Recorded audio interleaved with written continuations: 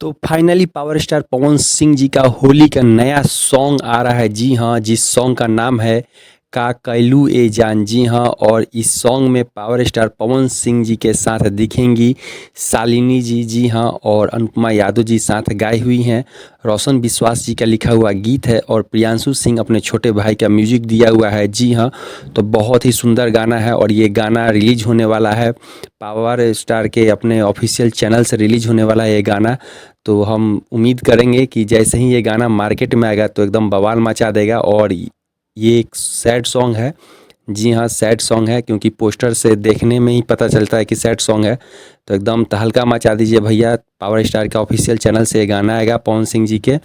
और जैसे ही गाना आएगा तो एकदम मार्केट में एकदम ब्लास्ट हो जाएगा। जी हाँ, तो गाना बहुत ही सुंदर गाना है, एक नया मैटर का गाना है। जी हाँ, और जो लोग हमारे चैनल को सब्सक्राइब नहीं किए तो प्लीज़ हमारे चैनल को सब्सक्राइब कर दीजिए, लाइक कर दीजिए और शेयर कर दीजिए। जितने भी पावर स्टार के फैंस हैं प्लीज़ सब्सक्राइब माय चैनल।